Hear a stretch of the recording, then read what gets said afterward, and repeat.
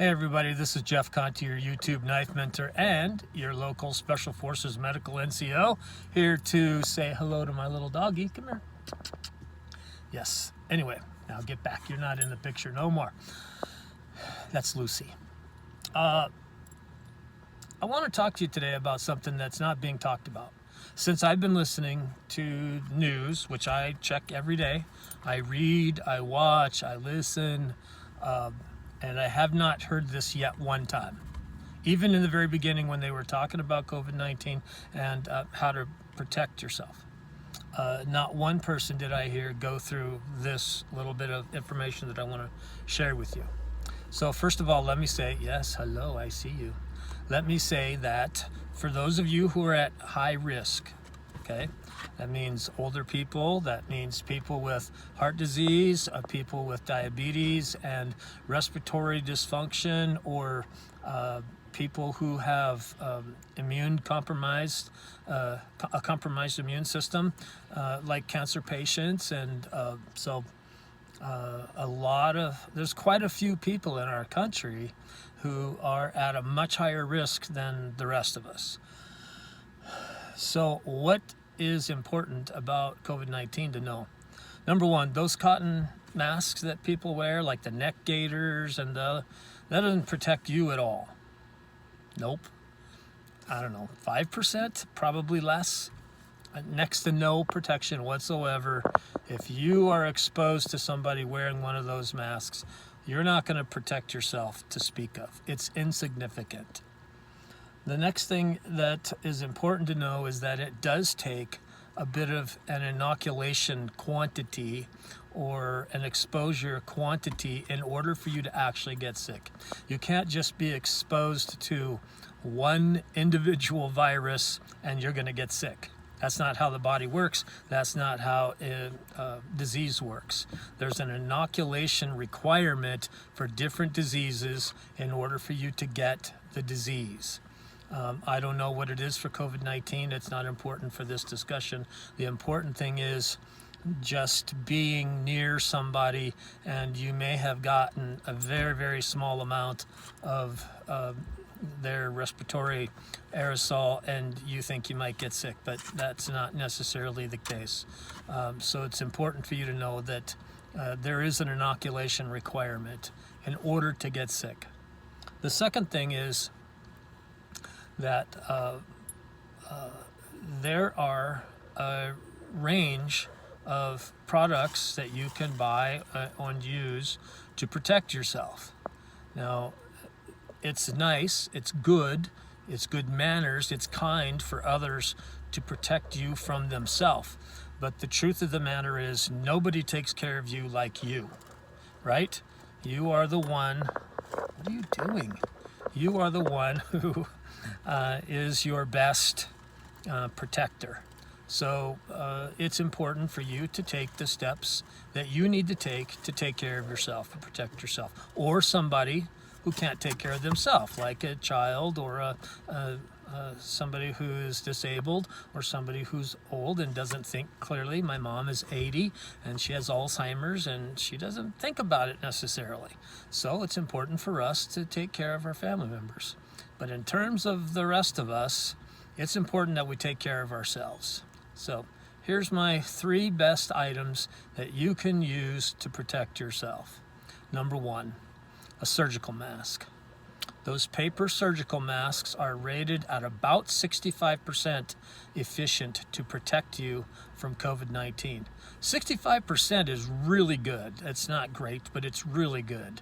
And in terms of, boy, they're cheap and they're easy to get a hold of now, and they do help. They do protect you a lot. 65% is pretty good. They are a one-use, throw-it-away item. They're not something that you pick up the next day and go back out again with. Not if you want to, let's say you got exposed to something and your mask filtered it or protected you from it.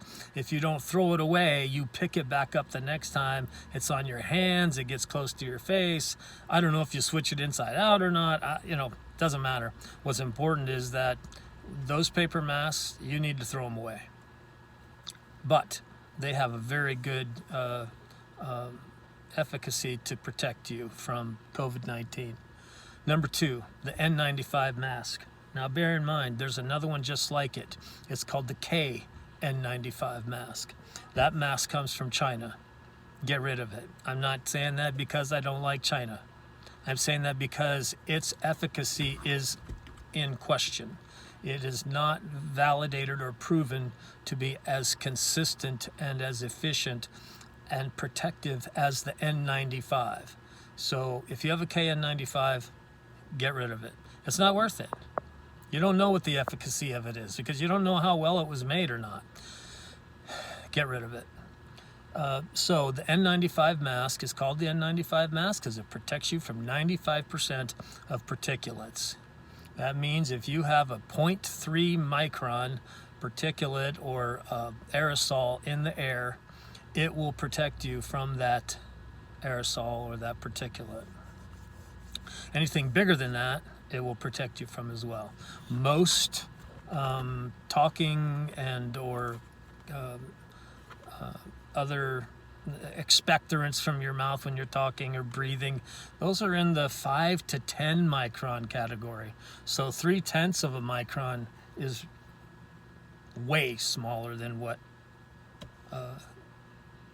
you're likely to come across, unless somebody sneezes or coughs like I was talking about earlier.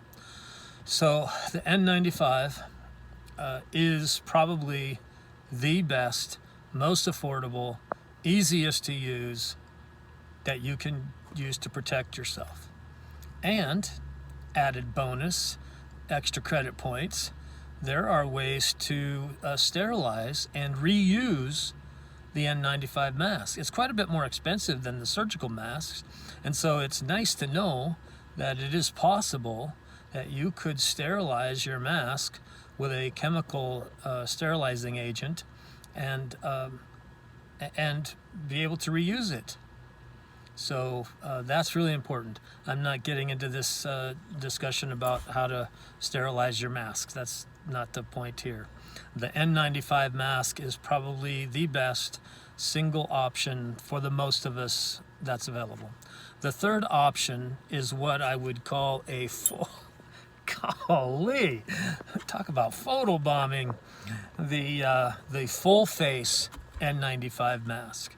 The nice thing about that is particulates could get in your eyes, and I don't know if the inoculation rate would be high enough, but your eyes and your mouth and your nose and your hands and other stuff like that, you know, if you have a full face mask, it will protect you from all of that, the contact, and it'll protect you like an N95 respirator would from the airborne particulates. So that is a very unusual level to go to, but if you feel the need, by all means. I mean, look, I got news for you. If I'm a cancer patient and I got problems, I'll bet you $1 I would be wearing that mask, the full face mask, because I got way bigger fish to fry than a doggone aerosol from somebody walking by who coughs or something like that. So those are the three things I wanted to tell you about. The surgical face mask, 65% efficacy. The N95 face mask, 95% efficacy. And the full face N95 respirator. Those are, without question, your best bets. This side of a hood with forced sterilized, forced purified air, and I don't know, that's things that firemen would wear. Yeah, that's not us. We're not going to do that. If you are, good on you, but that's not the most of us. So this is Jeff Conti, your YouTube knife mentor and your YouTube Special Forces medic. I'm hoping you have a great day. I'm hoping you have a great coming Thanksgiving, Halloween, and I'm coming up on Christmas. I'm not suggesting that you buy each other some N95 masks, but you know, if that's what you, nothing says I love you like a couple of N95 masks. You guys take care.